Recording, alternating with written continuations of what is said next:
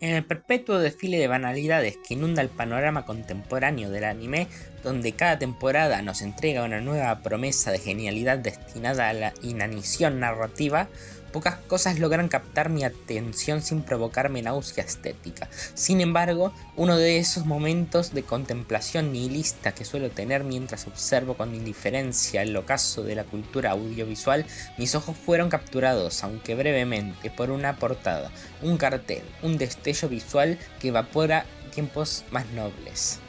Lazarus se hacía llamar esta nueva tentativa de espectáculo animado, y su diseño gráfico cuidadosamente orquestado que parecía extraído del mismísimo altar de los años dorados, una silueta de tintes con un título bíblico, ambicioso, casi sacrilégico, y una promesa estética que bebía de las fuentes de aquel sublime clásico llamado Cowboy Bebop.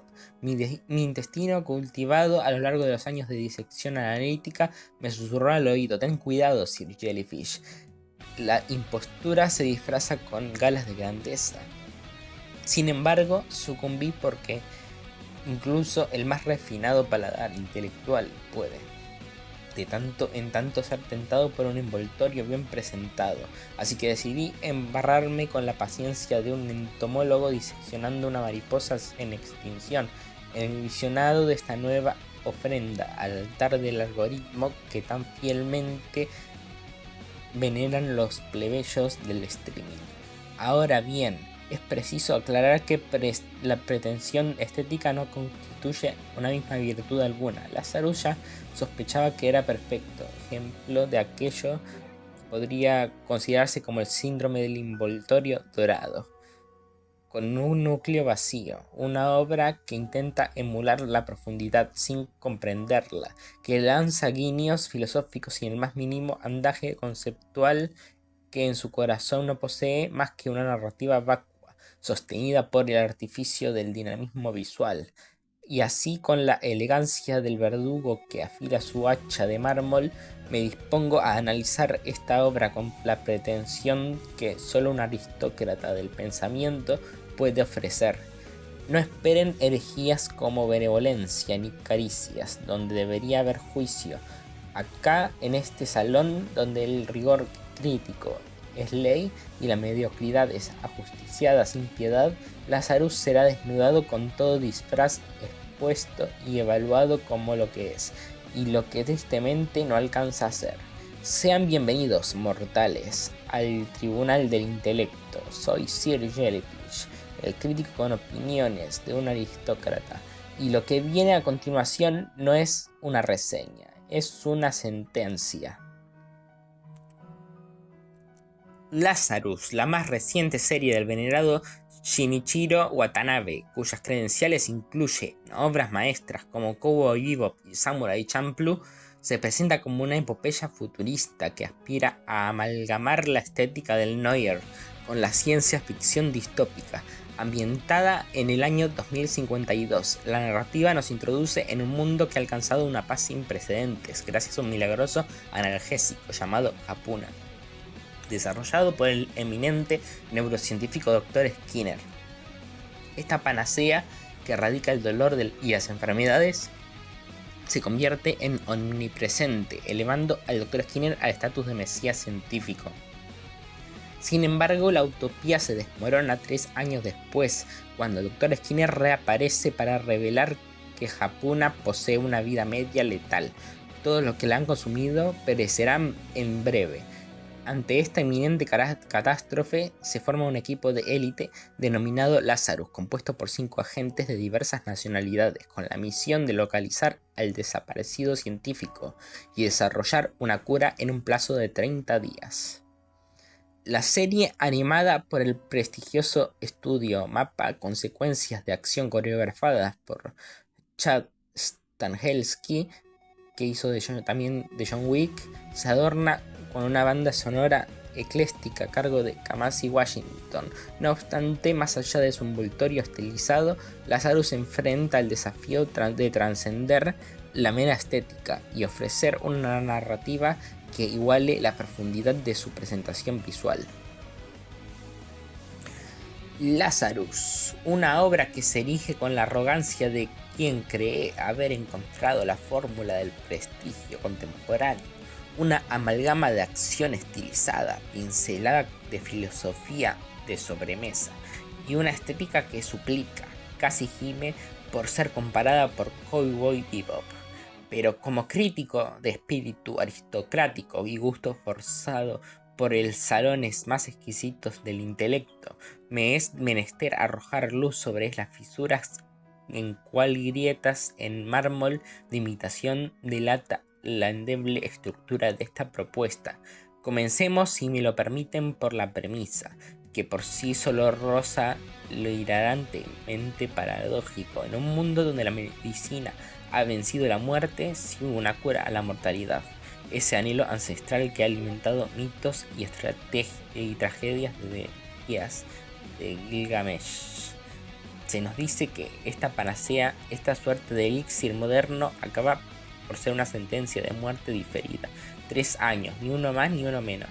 Una ironía tan cruda y tan grotesca que parece sacada de una sátira distópica, escrita por un adolescente nihilista después de ver Black Mirror.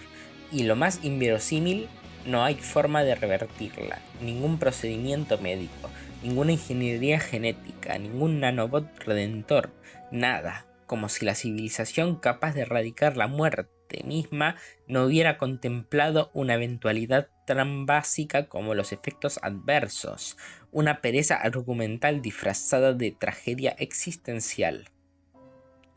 Avanzando por los senderos de los argumentos, nos encontramos con el protagonista, un recluso, convenientemente reclutado por una misteriosa organización para ser el salvador del mundo, un tropo tan sobado que ni siquiera se molesta en limpiarse el polvo del cliché, el hombre roto redimiéndose a través del heroísmo.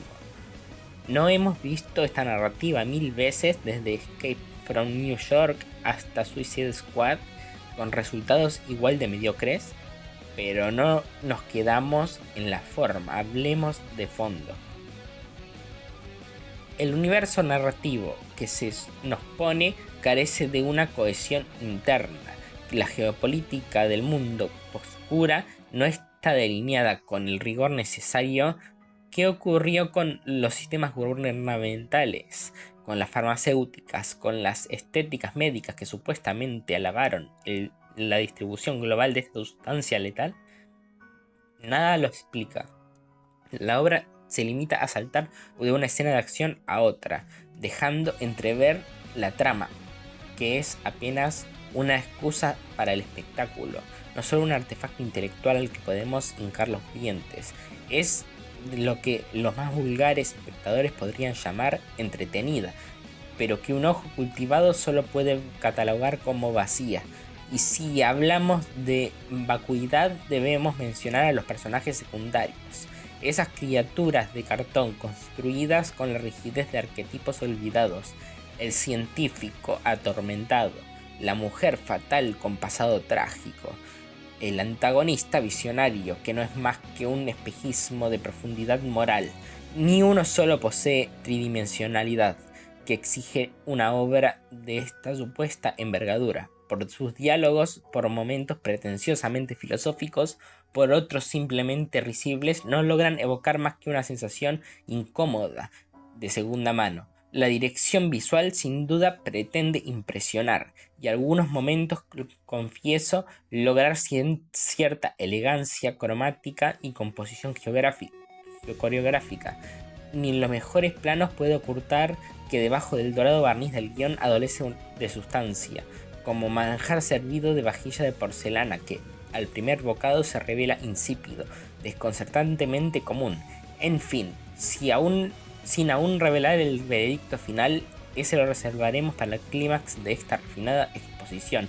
Es evidente que Lazarus es víctima de sus propias ambiciones, una obra que pretende decir mucho, pero teme profundizar, que emula sin entender y que adorna con las plumas del pasado, esperando ser confundida con un ave de alto vuelo. Pero, mis estimados, no todo lo que brilla es bebop. Ahora pasaremos al estilo de dibujo de Lazarus.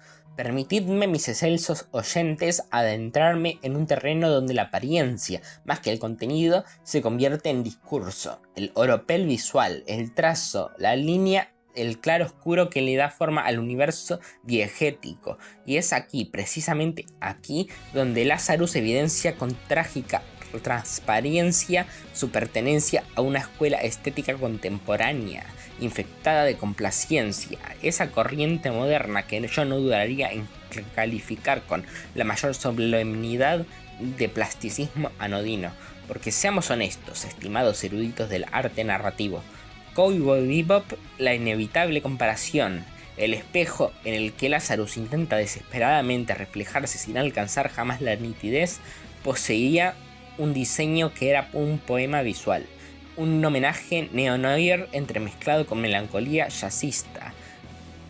Cada trazo emanado el humo del cigarro encendido en la penumbra. Había un bebop, un lenguaje visual propio, una sensibilidad hacia la textura, hacia el peso del tiempo, del espacio, que hacía cada plano una pintura viviente. En cambio, Lazarus, aunque animada por los virtuosos de Mapa, un estudio que, dicho sea con todo respeto, parece últimamente más enfocado en la sobreproducción que la orfebrería, nos ofrece un acabado que podríamos tildar en el mejor de los casos de eficientemente correcto y en el peor de frívolamente intercambiable. Los diseños de personaje, lejos de transmitir el alma de quienes los habitan, se pliegan sin resistencia a los moldes genéricos del anime post-industrial. Rostros bellamente simétricos, miradas afiladas con esa gravedad afectada que pretende profundidad, pero que no logra más que un eco superficial. No hay en sus trazos la decadente aspereza de un Perfect Blue, ni la pulcritud barroca de un Mononoke. No hay carácter, no hay firma, no hay huella dactilar. Es como si el dibujo estuviera sometido a una estética algorítmica, diseñada para gustar o no y no para decir. Los fondos, por su parte, aunque a veces rayan lo sublime gracias al pliegue técnico, no seamos injustos, Mapa conoce el arte de la composición digital. Carecen del pulso artesanal que hacía que los espacios de Bebop respiraran. Aquí todo está inmaculado, demasiado limpio, como si el mundo estuviera hecho para ser recorrido por una cámara y no habitado por seres vivientes. Incluso la iluminación, esa alquimia entre lo visible y lo sugerido, se convierte en una función matemática antes que en un acto poético. Es luz que alumbra, pero no ilumina. Ni que decir del dinamismo, ese vértigo estilizado que Lazarus busca explotar hasta el delirio, porque sí, mis atentos conocedores, hay acción, hay fluidez, hay explosiones de movimiento en cada episodio, pero todo es tan calculado, tan mecánicamente espectacular que no hay lugar para el asombro verdadero. Es la diferencia entre un vals danzado en un salón de mármol y una coreografía de videoclip. Ambas requieren técnica, pero solo una posee alma. En cuanto a la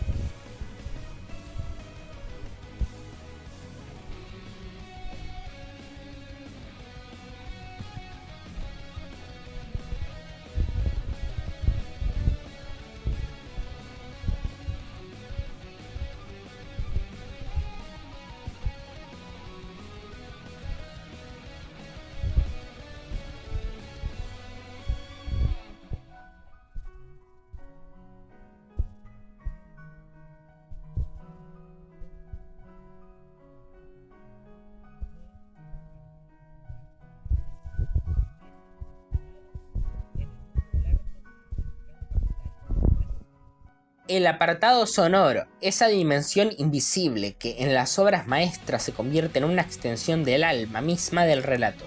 En Lazarus, sin embargo, este aspecto, aunque convenientemente revestido en una patina de respetabilidad técnica, se nos revela como un ejercicio de solvencia, sin elevación, una sinfonía desprovista de verdadera resonancia filosófica. Y aquí es donde las expectativas, estimados oyentes de paladar exigente, cobran especial relevancia. Porque cuando uno escucha que Flying Lotus, el enfant terrible del hip hop experimental, está detrás de una banda sonora de un proyecto que intenta emular, o mejor dicho, aspirar desesperadamente a la estatura mítica del Cowboy Bebop, las comparaciones se tornan inevitables, incluso crueles. ¿Podría Lazarus ofrecernos una experiencia sonora a la altura de las notas de Yoko Kanno, tejida con seda y humor? Por supuesto que no. Sin embargo, hay momentos breves, huidizos y casi tímidos en el que el soundtrack se eleva por encima de su propia medianía funcional y roza, aunque sea con las yemas de los dedos, el umbral de lo aceptable. Sí, aceptable. Palabra que en cualquier otro contexto podría parecer un elogio tibio, pero que aquí debemos entender como un oasis modesto en medio de un páramo estilístico. Lazarus propone una partitura que, si bien nunca deviene en icono sonoro ni cincela nuestras memorias pasajes inolvidables, cumple con una dignidad moderada su papel de acompañante.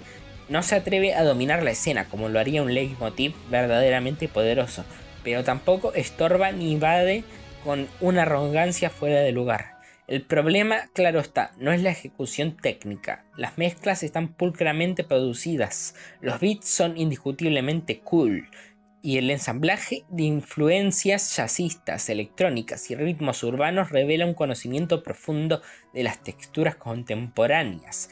Pero como ya hemos señalado con el apartado visual, no basta con saber ensamblar estilos. Se requiere intención, alma, una voz autoral capaz de hablar incluso en el silencio. Lo que acá tenemos es más bien un acompañamiento de pasarela, música de boutique para una serie que pretende emanar modernidad, pero que carece de peso emocional. No hay, por ejemplo, un equivalente sonoro a Green Bird de Bebop, que perfora el alma con su sutil melancolía. Tampoco hay una estructura musical que acompañe la progresión dramática del relato. Lo que se escucha en Lazarus es música funcional, vestida de experimentalismo para disimular su falta de profundidad. Es el típico soundtrack que uno puede imaginar ambientado en una galería de arte contemporáneo en Berlín, donde el concepto importa más que el impacto. Así pues, concluimos que el apartado musical de Lazarus, aunque dotado de una estilización superficialmente atractiva y una ejecución técnica sin mácula, fracasa en convertirse en un lenguaje autónomo. No dialoga con narrativa, no interroga al espectador, no penetra en lo ontológico del relato. Es un fondo sonoro que existe sin más, como un papel tapiz caro en una sala mal iluminada. En nuestros términos sofisticados, nosotros no manejamos otro dialecto, podríamos decir que el soundtrack de Lazarus es el equivalente musical de un vino de supermercado con etiqueta barroca, digno, decorativo, pero sin bouquet. Y así, tras haber desconstruido con paciencia quirúrgica esta moderna quimera audiovisual llamada Lazarus, arribamos, queridos espectadores, al umbral inevitable del juicio final. Una obra que, con el desparpajo de un debutante vanidoso, pretende pasearse entre las grandes, sin haber completado ni siquiera el ritual de iniciación que demanda la verdadera excelencia. Porque una cosa es vestir de ropajes del arte elevado, otras muy distintas poseer su linaje. Lazarus es en esencia el típico ejemplo de esa cultura postmoderna tan obsesionada con el envoltorio que olvida nutrir el contenido. Tiene estilo, sí, pero lo tiene cualquier escaparate de temporada en un centro comercial de alto standing. Pero carece de alma que patos del gel auténtico que distingue la obra perdurable de la moderna efímera. Es como observar una catedral construida con piezas de Lego, impresionante a la distancia pero endeble al tacto.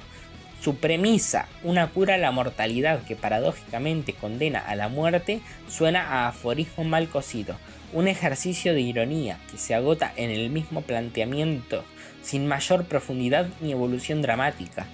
La ejecución narrativa, plagada de decisiones apresuradas, personajes apenas delineados y un mundo que nunca se siente habitado más allá del propósito del guión, deja una estela de promesas rotas.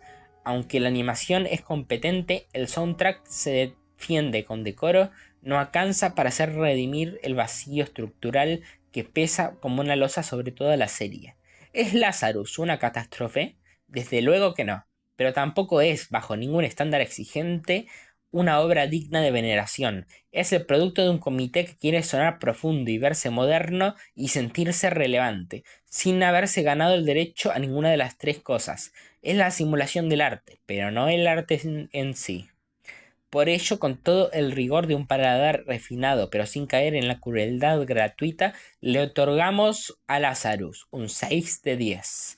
Una nota que no condena, pero tampoco aplaude. Una sentencia templada que reconoce el esfuerzo estilístico, pero sin perdonar la superficialidad narrativa. Y a ustedes, ilustrísimos oyentes, que les agradezco la paciencia y la atención, que esta reseña haya sido para sus mentes lo que una copa de vino bien decantado para el espíritu. Un deleite contemplativo, sereno y, por qué no, ligeramente provocador. Hasta la próxima disección. Para aquellos aristócratas que no saben en qué gastar la guita, llega la Jelly Wishlist de Amazon. No seas plebe y regálame algo para demostrar que estás a mi nivel. En las notas coloca tu nombre de usuario de alguna red social con mensajería al estilo Instagram o Discord para contactarte.